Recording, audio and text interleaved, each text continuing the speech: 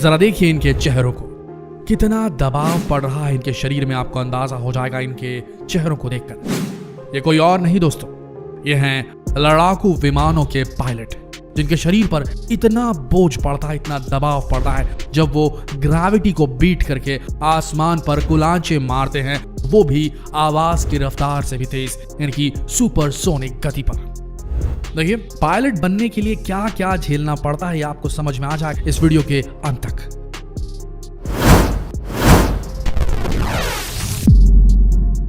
जब कभी भी आप इंडियन एयरफोर्स के किसी पायलट को देखते हैं तो आपकी नजर उसके हरे रंग के सूट पर जरूर जाती होगी। क्या आपने कभी सोचा है कि जेट उड़ाते वक्त फाइटर पायलट हरे रंग का ये सूट क्यों पहनते हैं? क्यों इस सूट को पहने बिना दुनिया का कोई भी पायलट राफेल, मिग या सुखोई जैसे जंगी जहाज उड़ा ही नहीं सकता?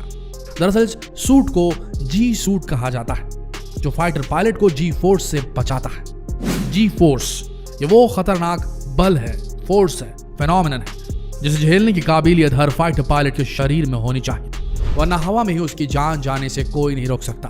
आज इस वीडियो के जरिए हम आपको बताएंगे कि आखिर ये जी फोर्स है क्या, जी सूट कैसे पायलट्स को इससे बचाने में मदद करता है, और कैसे इस फोर्स को झेलने के लिए पायलट्स को बेहद टफ ट्रेनिंग से गुजरना पड़ता है, यानी क्या क्या झेलना पड़ता है एक फाइटर जेट पायलट बनने के लिए।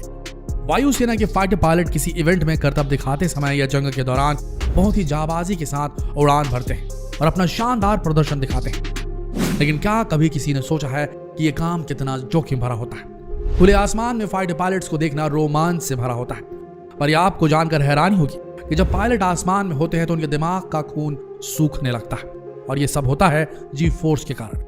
जी फोर्स यानी कि ग्रेविटेशनल फोर्स, ये बात तो हम सभी जानते हैं कि किसी भी चीज को हवा में उड़ाने के लिए धरती की ग्रेविटेशनल फोर्स यानी कि गुरुत्वाकर्षण बल को पछाड़ना होता है। इसका सीधा मतलब है कि जितनी ताकत से धरती आपको नीचे खींच रही है, उससे ज्यादा फोर्स लगाने के बाद ही आप ऊपर की ओर जा पाएंगे, ऊपर उठ पाएंगे। अब जरा सोचिए कि जिस हाइट पर ये फाइटर प्लेन्स उड़ते हैं और हैरत अंगेज करतब दिखाते हैं, उन्हें धरती की ग्रेविटेशनल फोर्स से कितनी गुनी ज्यादा ताकत लगानी पड़ती होगी। खैर ये ताकत तो मॉडर्न जेट प्रोपल्शन इंजन दे ही देते हैं, पर धरती के गुरुत्वाकर्षण और जेट प्रोपल्शन इंजन की ताकत के बीच खींचतान में पायलट के शरीर का क्या होता होगा, यह आपने कभी सोचा है? नहीं सोचा तो हम आपको बताते हैं। दरअसल हजारों फीट की ऊंचाई पर पायलट जब हवा में अपने प्लेन्स को मोड़ते हैं तो उस दौरान पायलट पर ग्रेविटेशनल फोर्स का अत्यधिक असर पड़ता है। दिमाग का खून पैरों की तरफ जाने लगता है, जिसके कारण दिमाग में खून की कमी हो जाती है।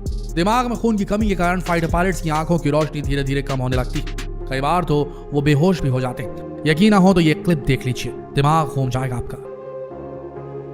दोस्तों हवा में पायलट जिस जी फोर्स का सामना करते हैं वो वही है जिसे हम रोलर कोस्टर या किसी मीना बाजार वाले लगे जायंट व्हील में सवार होने के दौरान महसूस करते हैं। हालांकि इन झूलों में या रोलर कोस्टर की राइड में ग्रेविटेशनल फोर्स बेहद कम समय के लिए और बहुत कम इंटेंसिटी की होती है, जबकि लड़ाकू विमानों में पायलट के बॉडी पर पड़ने वाली जी फोर्स बहुत ही ज्यादा तीव्र होती है और लंबे वक्त तक रहती है। आप ये भी जान लीजिए कि हजारों फीट की ऊंचाई पर बिजली की रफ्तार से उड़ान भरने के दौरान पायलट जिस इंटेंसिटी की जी फोर्स का सामना करते हैं, उससे उनके शरीर पर कितने खतरनाक और अमानवीय दबाव पड़ता है। जब fighter plane high altitude climb करता है, यानी कि टेक ऑफ वाली चढ़ाई के दौरान जब लड़ाकू विमान आसमान में फर्राटे मारता है, तब इस जी फोर्स का दबाव पायलट के शरीर पर बहुत ज्यादा बढ़ने लगता है। इस दौरान पायलट के दिमाग में मौजूद खून तेजी से शरीर के दूसरे हिस्सों की तरफ बढ़ने लगता है, और अत्यधिक जी फोर्स होने की वजह से पायलट का दिमाग पूरी तरीके से रक्त विहीन हो सकता है, जिससे आंखों के सामने अंधेरा छा जाना या बेहोश हो जाने जैसी गंभीर प्रॉब्लम्स हो सकती है। दोस्तों हाई स्पीड कार या ट्रक में जरा देर के लिए आंख लग जाने से बड़ा हादसा हो जाता है। फाइटर प्लेन का पायलट अगर बेहोश हो जाए तो क्या होगा समझना मुश्किल है। एक फाइटर प्लेन के अंदर धरती के गुरुत्वाकर्षण से 9 गुना अधिक या इससे भी ज्यादा फोर्स जनरेट करने की काबिलियत होती है। तब यह हजारों टन वजनी एयरक्राफ्ट धरती की सतह से हजारों मीटर ऊंची उड़ान भरते हैं और हवा में हैरतअंगेज करतब दिखा पाने में भी सक्षम होते हैं।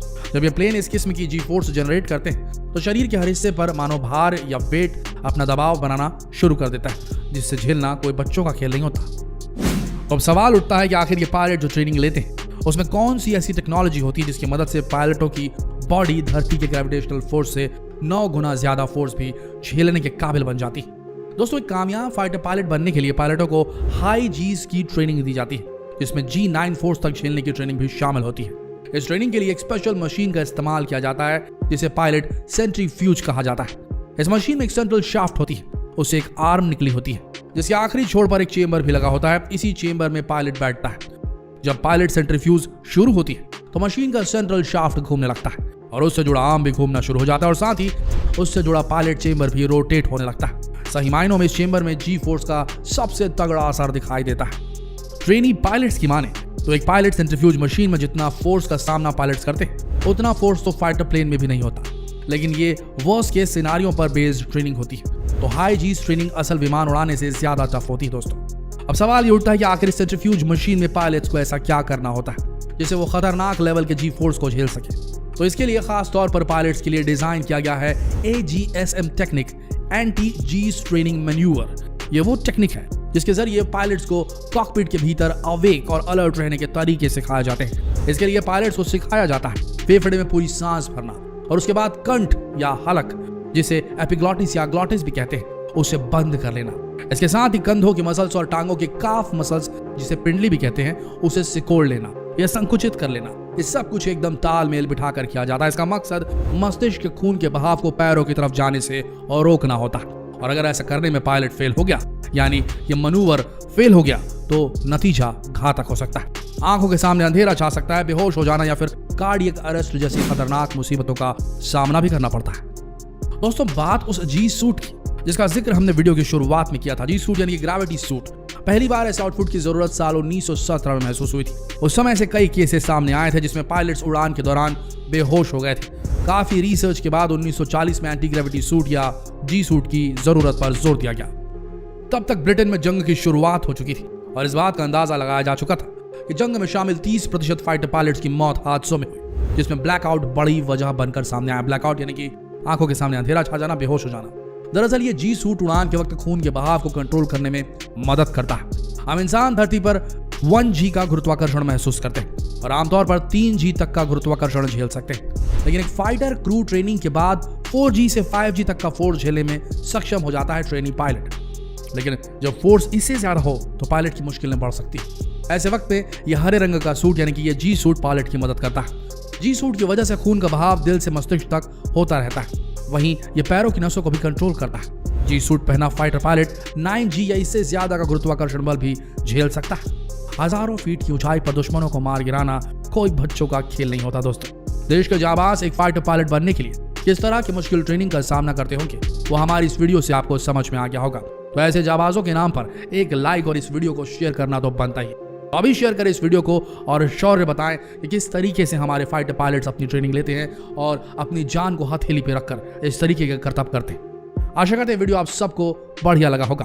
अगर ये वीडियो आपको अच्छा लगा तो इसे अपने तक सीमित न रखें। इस वीडियो को शेयर करें फेसबुक पर, व्हाट्सएप पर, यूट्यूब पर, ताकि बाकी लोग भी ये जानकारी प्राप्त कर सकें। जल्द मिलते हैं अगले वीडियो में एक और दिलचस्प जानकारी के साथ। तब तक बने रहिए हमारे चैनल के साथ। इस वीडियो के अंत तक बने रहने के लिए आप सबका दिल से धन्यवाद।